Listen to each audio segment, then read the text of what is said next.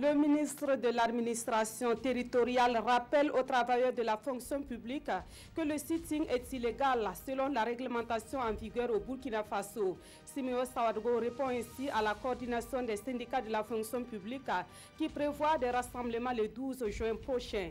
Concernant le mot d'ordre de Sincha qui annonce une opération caisse vide, le gouvernement qualifie cela d'inadmissible. Le résumé de la conférence de presse à suivre dès le début de ce journal.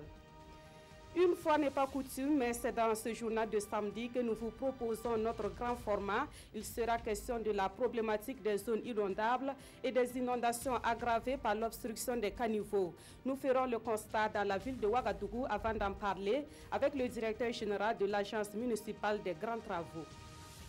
À l'étranger, la Cour pénale internationale a acquitté l'opposant congolais Jean-Pierre Bemba. Il avait été condamné à 18 ans de prison pour crimes de guerre et crimes contre l'humanité. Son acquittement aura certainement des effets sur l'élection présidentielle en RDC prévue le 23 décembre prochain. Mesdames, Messieurs, bonsoir. Cela dit, le gouvernement met en garde la coordination des syndicats de la fonction publique qui prévoit un sitting le 12 juin prochain. Ce type de rassemblement est illégal selon la réglementation en vigueur au Burkina Faso. Le ministre de l'administration territoriale l'a rappelé au cours d'une conférence de presse ce samedi. Nongba Kouda, Inoual Konjanina, Kambiri. Face à la presse, le ministre de l'administration territoriale et de la décentralisation répond à la coordination des syndicats de la fonction publique. Selon Siméon Sawadogo, le sit-in envisagé à travers l'ensemble du territoire le mardi 12 juin prochain est illégal. Donc, à ma qualité de ministre en charge des libertés publiques, je suis obligé de leur dire qu'en cas de trouble, cela peut être même porter trouble à l'ordre public, surtout au niveau des services et des domaines qui sont publics. Et ceux qui entreprennent cela sont donc responsables de leur entreprise sur une activité qui est illégale. Le syndicat national des travailleurs de la santé humaine et animale Sincha veut protester le même jour à travers l'opération caisse vide. Caisse vide, cela veut dire, à notre entendement, on a cherché à comprendre qu'ils vont travailler, mais il n'y aura pas donc de recettes. Donc les gens vont payer à la caisse pour les consultations, etc. Et pour éventuellement les examens qui peuvent avoir lieu. Il y a perte donc, de recettes. Ces différents mouvements prévus coïncident avec l'ouverture de la conférence nationale sur le système de rémunération des agents de la fonction publique. Et le gouvernement s'interroge sur cette coïncidence. Nous ne préjugons pas qu'ils aient pensé à cela. Mais ce qui est sûr, c'est que c'est pratiquement à la même période. Et nous demandons aux uns et aux autres donc, de s'inscrire dans ce dialogue-là, dans cette rencontre-là, parce que c'est peut-être à partir de là que nous pouvons trouver l'ensemble des solutions. Selon le gouvernement, les réponses qualifiées de républicaines qu'il vient d'apporter n'enlèvent en rien l'esprit de dialogue. Il dit rester ouvert à toute proposition de sortie de crise. Face également à la presse ce matin, les commerçants des marchés hier de la région du centre, ils dénoncent les grèves à répétition dans certains secteurs au Burkina Faso, notamment au ministère en charge de l'économie et des finances. Ils affirment que ces mouvements entravent la bonne marche de leurs activités. Amadou Ilboudo et Maxime Zongo. Non au sitting et aux grèves à répétition qui prennent des tournures inquiétantes dans notre pays. Une situation que les commerçants jugent incompréhensible et inacceptable, surtout dans un contexte marqué par le terrorisme. Il est temps que les syndicats chassent, que c'est grâce aux cotisations des commerçants qu'ils ont un salaire à la fin du mois. Donc, les commerçants ne sont pas contents de ces syndicats qui ne font que basculer l'économie du pays. Pour les intervenants, ce désordre permanent ne fait qu'aggraver un environnement économique déjà morose et difficile à supporter. Ils invitent par conséquent les autorités à prendre les mesures qui s'imposent et cela dans la fermeté. Nous disons au gouvernement qu'il n'est pas temps de croiser les bras et observer les situations se dégrader avant de réagir. S'il faut aussi d'ici le temps pour se faire entendre, le gouvernement doit le faire. Tour à tour, les intervenants ont tous dénoncé avec indignation le comportement des grévistes. Dans la foulée, ils avertissent qu'ils se donneront les moyens pour jouer leur partition si d'aventure la situation devait perdurer. Et le mécontentement des acteurs du commerce sur la grève de la CS Minefid s'exprime également dans la rue. La coordination nationale des acteurs de l'économie pour un commerce équitable a organisé une marche ce matin dans la ville de Ouagadougou. Et tout en dénonçant les arrêts de travail observés par la coordination, cette coalition appelle le gouvernement à prendre ses responsabilités pour mettre fin à cette situation. Césaire Carrefour et Yarkiteda. Munis de banderoles avec des messages on ne peut plus clairs, ces quelques employés du petit commerce étaient sur l'avenue de l'indépendance pour crier les ras-le-bol vis-à-vis du mouvement d'humeur en cours au ministère de l'économie, des finances et du développement. Le fonds commun qu'eux, il est en train de bavarder, qui cherche là, le commerçant même n'a pas ça. Il ne peut même pas avoir ça. Il n'a même pas l'aide de gouvernement à quelque part. Donc nous, on ne doit pas tolérer ça. C'est pour cela qu'on est sortis aujourd'hui. Vous voyez, on n'est pas assez nombreux. S'ils pensent que c'est nous tous comme ça, vous pensez que ce n'est pas le secteur privé comme ça? Ils savent bien. Il n'y a pas un secteur privé au Burkina qui s'aligne derrière les agents du ministère de l'économie et des finances. Il n'y en a pas. Donc ils sont dedans, ils pleurent. Si tu vois ce pays-là, à l'heure actuelle, là, que tu fais ça, tu n'es pas indigne du Burkina Faso. Tu ne dois pas faire ça. Donc même si c'était leur droit même, il doit temporiser. C'est une action ponctuelle, juste pour avertir, selon Rasmane Kologo, qui invite les syndicats à savoir raison garder. Car, prévient-il, son organisation et d'autres structures sœurs mettront tout en œuvre pour contrer leur velléité afin d'éviter au pays un enlisement économique. Autre point de l'actualité ce soir, les journées de l'entrepreneuriat social se tiennent dans la capitale burkinabé. L'événement réunit près de 1500 jeunes entrepreneurs et des représentants d'organisations internationales de développement. Les journées de l'entrepreneuriat social sont organisées par la structure dénommée Direction de la Fabrique. Nongba Kouda, Nathalie Sawadgo, Nabaloum. L'entrepreneuriat social est une manière d'entreprendre qui place l'impact social au cœur de la démarche de l'entrepreneur. Ce sont des gens qui créent des entreprises pour gagner de l'argent, comme toute entreprise, mais aussi et surtout pour résoudre un problème social ou environnemental. Et à ce rendez-vous de 72 heures d'échange et de partage d'expériences, ces jeunes entrepreneurs vont s'approprier ce concept innovant. L'entrepreneuriat social, c'est encore quelque chose qui est méconnu au Burkina et qui pourtant existe partout. On ne met pas les mots dessus. Il y a beaucoup d'entrepreneurs sociaux au Burkina qui s'ignorent. Et beaucoup de jeunes qui désiraient entreprendre et de le faire pour participer au développement du pays. Donc l'objectif de ces 3 journées, c'est de donner tous les outils à ces jeunes-là, à ces entrepreneurs-là, pour qu'ils puissent passer à l'action. Une première au Burkina Faso et qui va regrouper près de 1500 jeunes entrepreneurs venus des 4 coins de l'Afrique. Face à notre économie, il faut savoir concilier l'économie sociale et les valeurs économiques. Et c'est toute la problématique qui sera développée pour donner plus de rudiments aux jeunes, pour leur permettre, en tout cas dans leur élan d'entreprise, de s'y prendre et pour réussir. La Fabrique est un incubateur entièrement dédié aux entreprises sociales au Burkina Faso. Créée en 2014, elle a pour mission d'identifier des porteurs de projets et de co-construire avec eux des entreprises pérennes à fort impact sur la société et ou l'environnement. L'entrepreneuriat, c'est également dans le domaine agro-silvopastoral.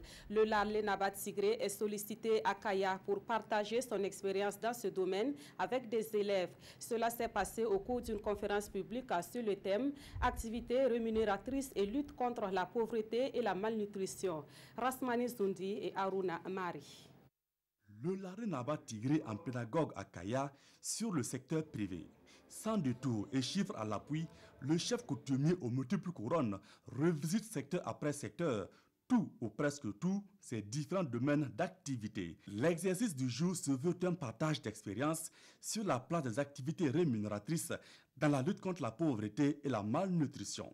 Tant que nos braves frères et sœurs dans le monde rural seront pauvres, le Burkina ne pourra jamais avancer. Et c'est par des activités résilientes, comme le Mongbin qui s'adapte au changement climatique et par aussi des activités simples telles que la promotion des poules traditionnelles que nous allons développer le Burkina Faso. Il ne faut jamais baisser les bras à mi-chemin. Il faut avoir le courage de continuer et on réussira toujours. J'ai connu des obstacles, je connais même des obstacles, mais j'avance tout de même. C'est un cadre d'échange voulu par la communauté catholique des élèves de l'École nationale de santé publique de Kaya. Ce qui m'a plus marqué, c'est l'élevage de ces poulets. Donc je crois qu'en tant qu'agent de santé, je peux essayer d'élever dans mon poste et que ça ne va pas déranger le travail. Selon le conférencier, pour entreprendre, il faut commencer avec les moyens du bord. Disposer d'une bonne vision, se former et s'informer sans complexe est aussi nécessaire. Des conseils et pratiques que ce public mettra désormais à profit pour mieux bâtir et surtout réussir son projet. C'en est fini pour la table ronde sur la responsabilité sociale des industries extractives envers les éleveurs.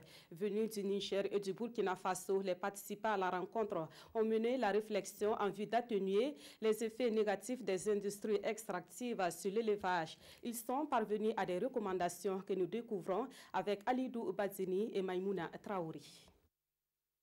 Cette table ronde a permis aux participants d'identifier et de discuter sur les impacts des industries extractives sur le secteur de l'élevage et de proposer des solutions pour atténuer ces effets négatifs sur les communautés riveraines des zones d'exploitation. Quand une industrie s'implante et qu'elle n'utilise pas toute la superficie que lui accorde son permis, qu'elle permette aux éleveurs d'en profiter.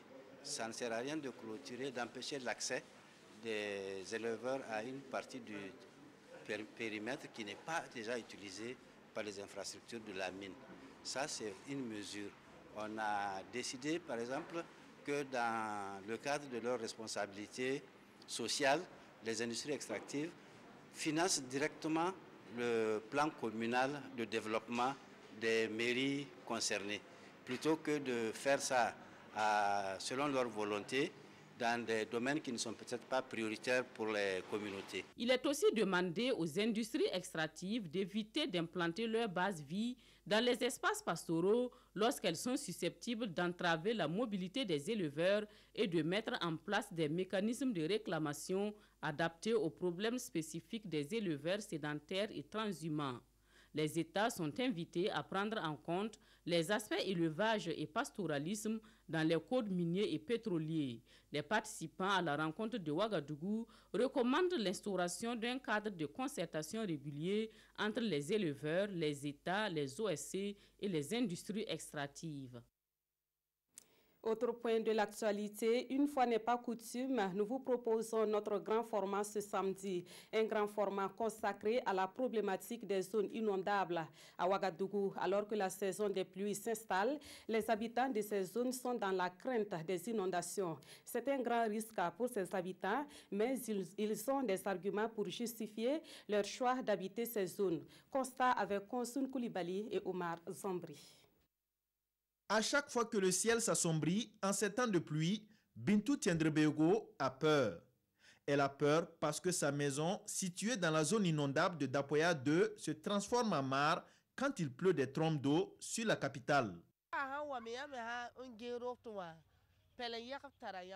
Quand il pleut, nous sommes inquiets. Nous ne dormons pas, nous restons éveillés pour ne pas être surpris par les eaux comme au 1er septembre. Tu peux dormir pensant que c'est une petite pluie et au réveil, tu es prise au piège sans échappatoire.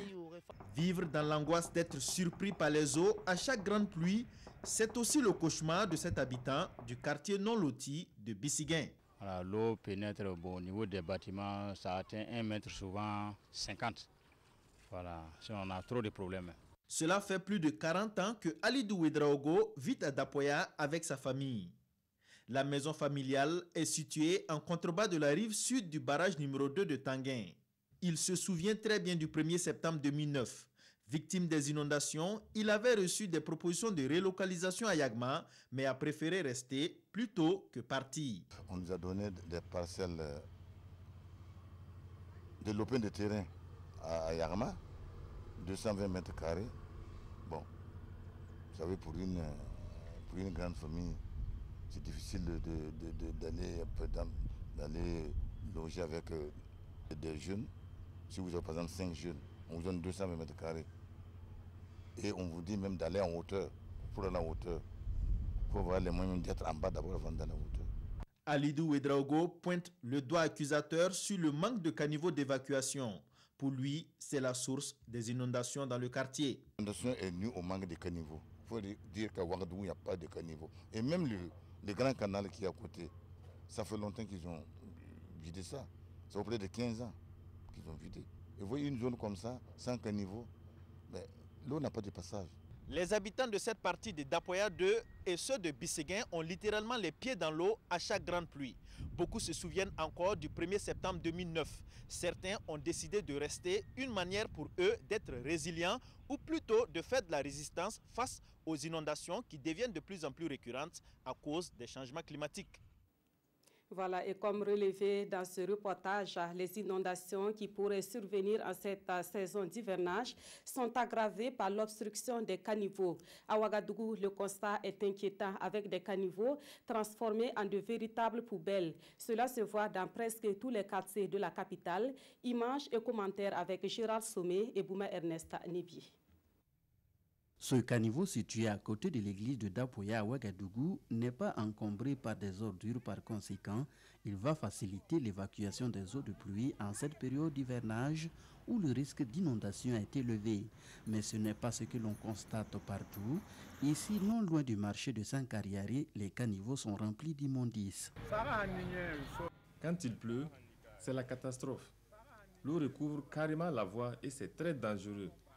On est angoissé à chaque nouvelle pluie. Autre lieu, même constat, nous sommes au quartier Saint-Léon situé au centre de la capitale. Ici, les caniveaux sont complètement bouchés et les désagréments que cela crée, ce sont les habitants du quartier eux-mêmes qui les relatent. L'état des caniveaux ici, en tout cas, c'est décevant. Parce que ça fait au moins près de 5 à 6 ans. Sauf venir de boucher ça un temps là. Ils sont repartis. Bon, depuis là, il n'y a pas de changement encore. L'eau là, ça passe pas, ça rentre dans la peau. C'est comme ça. Comme ils ont creusé, ils sont pas tout enlevé ce qui est dans la pochée là. Quand il pleut, l'eau rentre dans la peau. La situation du canal collecteur d'eau qui traverse le quartier d'Apoya est inquiétante. Un canal contenant de nombreux déchets plastiques et dont les abords sont devenus un dépotoir à ciel ouvert. À qui la faute? Qu'est-ce qui explique cet encombrement des caniveaux à Ouagadougou? Selon les riverains que nous avons interviewés, cela est dû au comportement incivique de certains individus. Vous voyez le caniveau qui passe devant ma porte jusqu'au niveau de la mosquée. Ce caniveau était bouché, l'eau ne partait plus. Donc il y avait des dalles qui étaient cassées au niveau de la mosquée, ça empêchait l'eau de couler. Donc à chaque fois, j'étais obligé de moi-même de vider tout ça devant ma porte, même avec toute ma famille. Pendant la chaleur, on ne peut même pas s'asseoir sur la terrasse. Et vous voyez, ils ont leur toilette juste à côté. Dès qu'ils urinent, au lieu que l'eau continue, ça recule. Tu te couches, le matin tu te lèves, tu viens trouver que le caniveau même est plein de saleté. Tu ne sais pas qui a versé ça. On voit qu'il y a plein de sachets à tout moment. C'est ce que vous voyez. Donc c'est le nid de moustiques ici d'Apoya. Dans plusieurs quartiers de Ouagadougou que nous avons visités, l'état des caniveaux n'est guère reluisant. Cette situation interpelle en cette période d'hivernage les citoyens et les autorités communales qui doivent prendre le phénomène à bras le corps afin d'éviter d'éventuelles inondations avec leur cortège de dégâts matériels et souvent de pertes en vies humaines. Et pour poursuivre sur le sujet, nous recevons le directeur général de l'Agence municipale des grands travaux, M. Bourema Akabouré. Bonsoir. Bonsoir, Mme Kaouré. Alors, on a vu l'état des caniveaux censés évacuer les eaux de pluie. En dehors de ce qui est ressorti dans le reportage, quel est de façon générale l'état des caniveaux au niveau de la commune de Ouagadougou? Merci, Madame, de nous recevoir sur votre plateau pour évoquer une problématique récurrente dans la ville de Ouagadougou. Mais je voudrais tout d'abord, au nom du maire de la commune de Ouagadougou, M. Armand Bewende, présenter nos condoléances aux familles qui ont été éplorées suite au drame survenu à Basseko, à l'issue des pluies donc, du 31 mai dernier. Alors, pour revenir à votre question, quelles sont les dispositions qui sont prises? Il faut dire que chaque année, la commune de Ouagadougou investit près de 200 millions de francs CFA pour curer les caniveaux. Et cette année, des initiatives sont également engagés et les marchés pour curer les caniveaux sont en cours de traitement. N'eût été la grève des agents du ministère des Finances qui a ralenti le processus d'adoption de ces marchés. Au jour d'aujourd'hui, on verrait des gens en train de curer les caniveaux. Mais qu'à cela ne tienne, des agents recrutés par la mairie le font en régie, en appui avec les agents du IMO mis à la disposition de la commune par le gouvernement, et il y a également des initiatives citoyennes qu'il faut encourager. Alors, en dehors donc du curage des caniveaux, on a vu que les premières pluies ont déjà engendré des inondations. Vous venez de faire cas donc du cas de Bassenco. Nous allons y revenir, mais déjà, est-ce qu'en dehors du curage des caniveaux, il y a d'autres dispositions qui sont prises pour minimiser les risques? Oui, la question de l'assainissement pluvial de façon générale dans la ville de Ouagadougou est une préoccupation majeure pour les autorités communales et au-delà des autorités communales, les plus hautes autorités du Burkina Faso. Vous vous souviendrez qu'en septembre 2016, suite aux inondations, le président du Faso, son Excellence Rochma Christian Kabouré, s'était même déplacé à Rimkiata pour constater de visu les difficultés des populations dans cette zone. Des instructions avaient été données et au jour d'aujourd'hui, un DALO a été réalisé pour permettre donc l'accessibilité de cette zone-là. Mais il faut constater effectivement qu'il y a des insuffisances de caniveaux dans la ville de Ouagadougou. Mais Ouagadougou, c'est 2300 km de voies, multiplié par 2 si chaque fois doit avoir 2 caniveaux. Mais des efforts sont entrepris et à titre d'illustration, ces 3 dernières années, nous avons investi environ 8 milliards 500 millions de francs CFA pour réaliser 40 km de caniveaux dans la ville de Ouagadougou, dans les quartiers de Tanguin, Sissin, Rimkieta, Tampuy et Kilouin.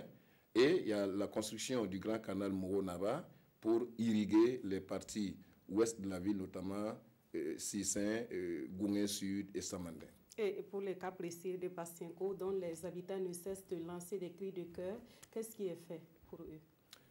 Nous déplorons véritablement et sincèrement ces pertes en vies humaines occasionné par la pluie du 31 mai dernier. Ceci étant, au jour d'aujourd'hui, l'urgence, c'est de réparer l'ouvrage ou les ouvrages qui ont été concernés par cette pluie et de prendre des dispositions pour sécuriser les passages. Ce que la mairie actuellement est en train de faire avec l'appui du ministère des Infrastructures. Mais il faut dire à la population de prendre le peu de risques possible. Quand il pleut et qu'il y a des eaux qui s'écoulent, évitons de tenter de traverser parce qu'on ne maîtrise pas ni le débit, ni la profondeur et ça peut être fatal. On reviendra avec le conseil vers la fin de cet entretien. Alors, M. Kabouré, on a aussi vu ces habitants, j'allais dire récalcitrants, qui occupent les zones inondables malgré les risques imminents. Que faites-vous concrètement au niveau de la mairie pour mettre un terme définitivement à cette situation? La question de l'occupation des zones inondables dans la ville de Ouagadougou est un vieux problème. Ce n'est pas un nouveau problème et des initiatives avaient été déjà engagées pour les libérer. Et vous avez constaté vous-même que des personnes affirment avoir même été attributées de parcelles à Yagma, mais refusent de rejoindre ces sites-là et restent dans les zones inondables. Alors, pour ces cas, il faut véritablement qu'il y ait des mesures fortes pour pouvoir libérer ces zones, parce que chaque année, de façon récurrente, c'est des zones à risque et nous sommes obligés de parer au plus pressé. Est-ce que vous avez déjà pris ces mesures? Oui, enfin, les mesures sont prises parce qu'il y a des dispositifs qui sont déjà prépositionnés pour agir en cas d'urgence, pour reloger les gens certainement qui seront touchés et apporter les soins et le confort nécessaires, mais cela n'est pas la solution. La solution durable et définitive, c'est de libérer ces zones pour vivre dignement dans d'autres zones beaucoup mieux assainies. Est-ce que vous pourriez utiliser la méthode de la force parce qu'il y a des gens qui tiennent à rester dans ces zones-là? La méthode de la force, nous n'avons pas la force publique, mais il faut d'abord privilégier la concertation et montrer aux populations les risques qu'ils encourent à vivre dans ces zones-là. Mais s'il est nécessaire d'utiliser la force, on avisera. D'accord. Pour terminer rapidement, c'est donc une période de risque d'inondation qui s'annonce au Burkina Faso avec l'hivernage qui s'installe. Quel conseil très rapidement à la population? Bon, le premier conseil et le plus simple, c'est de quitter la zone. Quand vous êtes dans une zone à risque inondable, risqué pour vos familles, pour vous-même, vos enfants et vos familles, il faut quitter la zone. Sinon, nous sommes en train de prendre des dispositions en cas de nécessité d'agir pour apporter un confort et sécuriser les personnes qui y vivent. Mais cela n'est pas, comme je l'ai dit, je le répète, ce n'est pas la solution définitive. la solution, c'est de véritablement libérer ces zones, et le gouvernement et les populations concernées et le gouvernement devront conjuguer les efforts pour que cela soit une réalité. Merci beaucoup, M. Kabouré Bourema. Je rappelle que nous recevions dans cette édition le directeur général de l'Agence municipale des grands travaux. Et dans la suite de ce journal, nous parlons de la journée africaine des frontières célébrée le 7 juin de chaque année.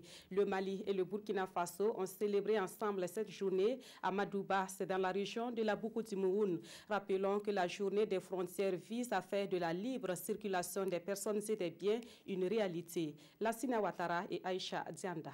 Journée africaine des frontières. Cette année, les communautés burkinabées et maliennes se retrouvent ici à Madouba, dans la province de la Kossi, pour commémorer cette initiative de l'Union africaine. Elle vise, entre autres, à faire des espaces frontaliers de véritables pôles d'intégration et de développement socio-économique et culturel. Je suis très ému de cette coopération. On doit songer à le préserver, à le prospérer. Donc c'est un défi aussi. Donc, ce que je voudrais que les populations retiennent de cela, c'est qu'il n'y a rien au-dessus de ce que nous venons de voir. Ce que je retiens par rapport à cette cérémonie de ce matin, une fierté, une grande fierté, que deux peuples, des autorités de deux peuples se retrouvent avec les deux peuples, communier cette journée. C'est vraiment quelque chose de louable. Comme le préfet le disait, que c'est une école. Une initiative soutenue par la coopération allemande GIZ dans le cadre du groupement local de coopération frontalière GLCT entre le cercle de Tominia en territoire malien et la province de la Kossi au Burkina Faso. Mais aussi au niveau de Ouania et de Waroukui, il y a eu des banques de céréales et aussi même des microcrédits. Et après tout cela, ça a été vraiment commémoré par le centre de santé transfrontalier qui aujourd'hui est une première en Afrique, on peut dire dans le monde. La frontière Mali-Burkina s'étend sur 1305 km. Et pour marquer la cérémonie, une course cycliste hommes et dames est organisée. Parlons à présent de dialogue politique inclusif. Des représentants des partis politiques siégeant à l'Assemblée nationale ont séjourné au Danemark pour s'inspirer de l'expérience de ce pays en la matière.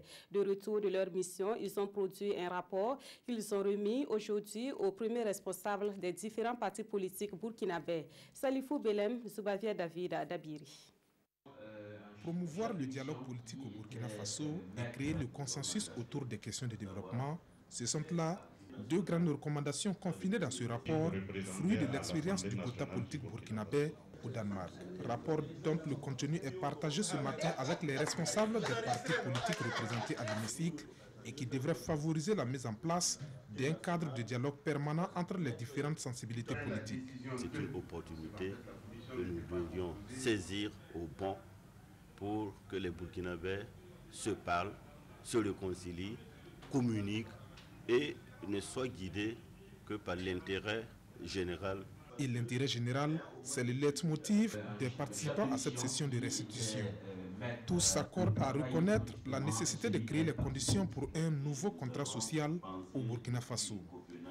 Ce qui nous réconforte, c'est de voir que dans cette salle, tout le monde reconnaît que la réconciliation nationale est une impérieuse nécessité. Autour de cette salle, tout le monde reconnaît que c'est un impératif catégorique si l'on veut aller vers la construction de la nation burkinabé. Notre culture est basée sur le dialogue, sur la réconciliation, sur le pardon. Et depuis, la ligne de notre parti est celle-là, se pardonner, dialoguer et travailler à l'unisson.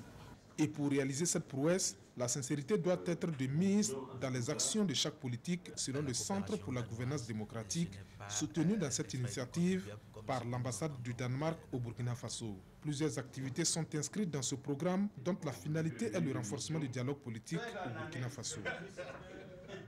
La bonne gouvernance, mais également la santé et l'agriculture sont des domaines soutenus par le programme dénommé FASO. C'est un programme de l'USAID mis en œuvre pendant 4 ans dans les régions du centre-nord et de l'Est. Le bilan est jugé satisfaisant selon les responsables du programme et les autorités qui se sont retrouvées jeudi dernier à Tougouri.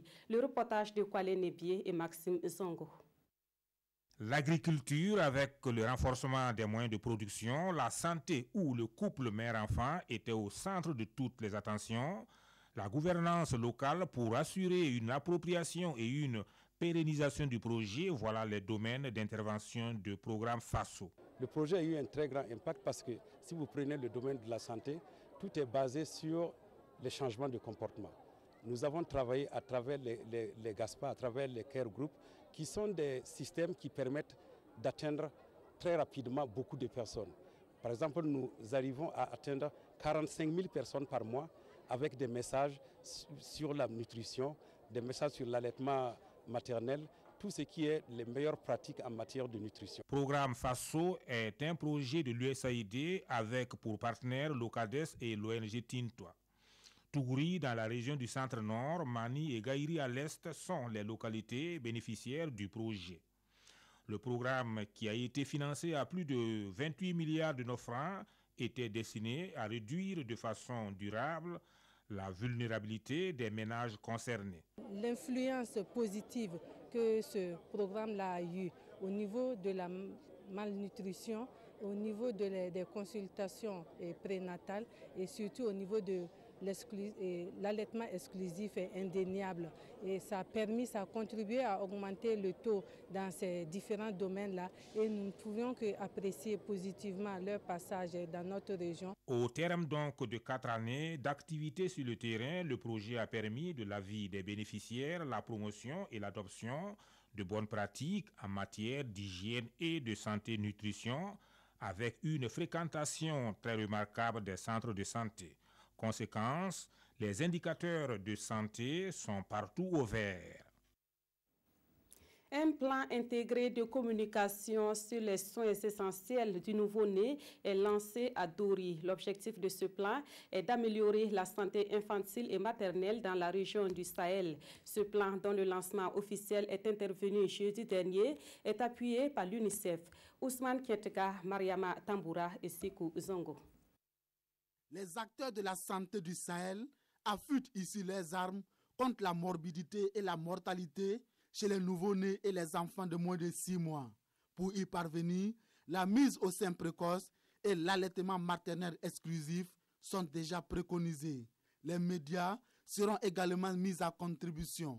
L'innovation majeure, c'est que nous essayons en tout cas de mettre en œuvre une bonne pratique qui a été identifiée dans la région de l'Est, les forats radiophoniques qui permettent bien sûr aux citoyens, là où il est, de pouvoir échanger avec les autorités, que ce soit administratives, sanitaires, les collectivités territoriales ou encore les partenaires techniques et financiers sur les préoccupations qui sont les leurs. Et nous pensons que ces stratégies-là vont nous permettre de répondre aux préoccupations des gens. Environ 84 000 femmes et plus de 9 500 enfants de moins de 6 mois seront les bénéficiaires directs de ce projet grâce à l'appui des autorités régionales, mais aussi au concours financier des partenaires techniques. L'administration est mobilisée avec eux pour soutenir non seulement ce projet-là, mais se battre avec eux pour améliorer donc la santé de l'enfant dans notre région. En acceptant de donner notre contribution pour que cette activité puisse aller de l'avant, notre but est de renforcer ce qui est déjà fait, de faire participer tout le monde. 115 villages des districts sanitaires de Dori, Gorom et Djibo seront concernés par ce plan intégré de communication qui va coûter plus de 51 millions de francs CFA. Ils sont étudiants en sciences économiques et de gestion, mais ils sont préoccupés par la situation sécuritaire au Burkina Faso. Ces étudiants de l'université Ouaga 1, professeur Joseph Kizerbo, organisent un forum sur la sécurité à Ouagadougou. Des ateliers et autres communications sont au programme de cette initiative des étudiants. Issa Kafando, Maïmouna Traouri. Les étudiants en sciences économiques et gestion de l'Université Ouaga 1 réunis en forum universitaire. Pendant 2 jours, ils vont discuter autour du thème « Le dialogue et la sécurité universitaire, le rôle des acteurs ». Par ce forum, le club des étudiants en sciences économiques et de gestion entend participer à la résolution du problème d'insécurité au Burkina Faso. La question aussi de la sécurité elle vient en marche parce qu'on est tous exposés. Et le pays de gauche à droite est attaqué, même au centre-ville du Burkina. Donc c'est pour dire que même les universités sont visées. Et on s'est dit que c'est le moment pour nous de réfléchir et de revoir est-ce qu'il n'y a pas mieux de revoir l'organisation sécuritaire à l'université. Nos attentes, c'est qu'à l'issue du forum, les différents participants puissent être informés sur les différentes communications, notamment sur le sécurisme, les gestes en cas de menace ou d'attaque terroriste, et connaître un peu les enjeux de ces attaques-là sur notre économie.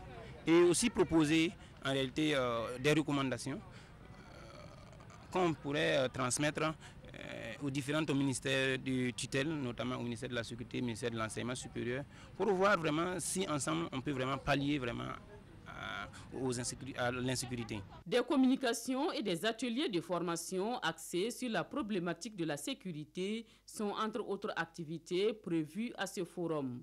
Le club des étudiants en sciences économiques et de gestion a été créé en 2004. Il se veut être un cadre de rencontres et d'échanges entre les étudiants de l'unité de formation et de recherche en sciences économiques et de gestion.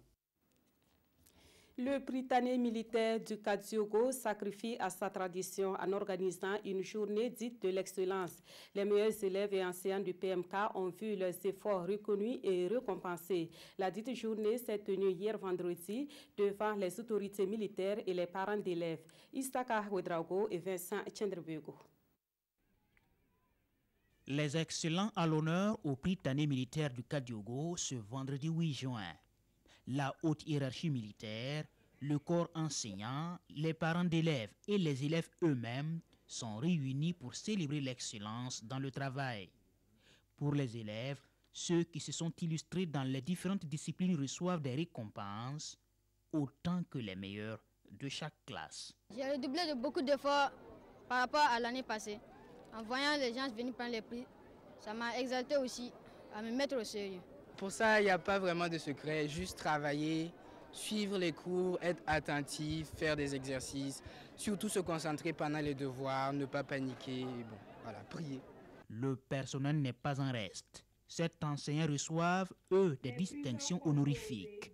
Les uns sont élevés au rang de chevalier de l'ordre des étalons et les autres, chevaliers de l'ordre des palmes académiques. Unanimement, les gens reconnaissent que je fournis des efforts pour le travail. Donc la diligence a été aujourd'hui récompensée devant vous. Les différents discours ont montré que l'excellence au Britannique militaire est partie d'abord certainement de la base, c'est-à-dire la sélection pour cette école, est partie d'abord aussi de l'engagement et de la disponibilité des enseignants, est partie aussi de l'engagement et de la disponibilité des cadres militaires pour tous les résultats qui ont été atteints. Donc je félicite tout cet ensemble. Cette cérémonie solennelle vient clôturer l'année scolaire au PMK en attendant les examens du BEPC et du baccalauréat. Actualité à l'étranger, la Cour pénale internationale a acquitté l'opposant congolais Jean-Pierre Bemba.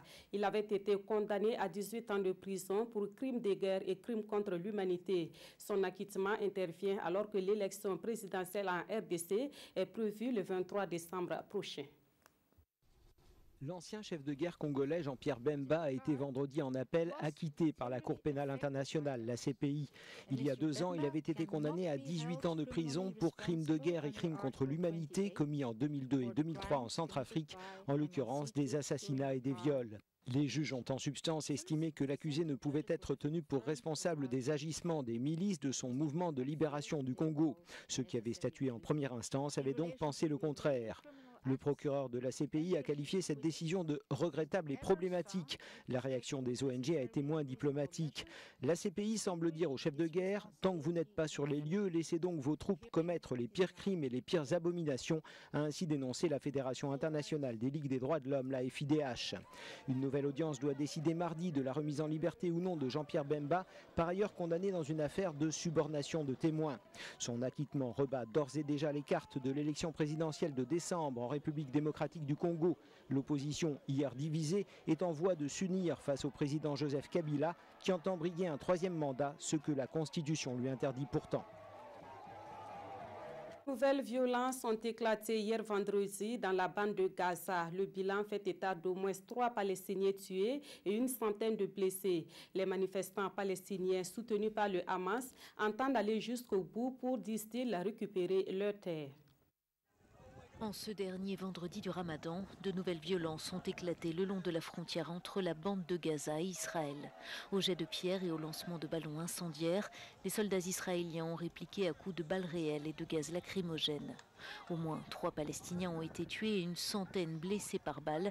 Pour tous ces manifestants, une seule et même obsession, le droit au retour. Nous sommes ici pour faire savoir que tôt ou tard, nous retournerons à Jérusalem pour y prier. Cette terre est la nôtre, c'est notre droit. Nos grands-parents ont été forcés d'en partir, mais nous allons regagner ce droit pacifiquement ou par la force.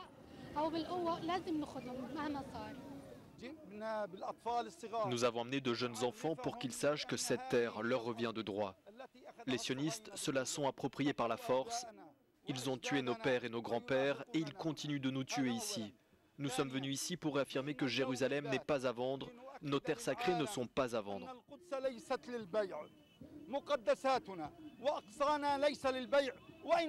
Encouragés par le Hamas qui dirige la bande de Gaza, les manifestants commémoraient la journée d'Al-Quds, Jérusalem en arabe, une journée traditionnellement organisée en Iran en soutien aux Palestiniens. Pour le Hamas comme pour le régime iranien, l'État d'Israël n'a pas lieu d'être. C'est la fin de ce journal. Merci de l'avoir suivi. Le 20h de demain dimanche vous sera servi par Jean-Emmanuel Ouedraogo. En attendant, Draman Dadian vous retrouve tout à l'heure à 22h30 pour les dernières actualités de ce soir. Merci de votre fidélité à la RTV.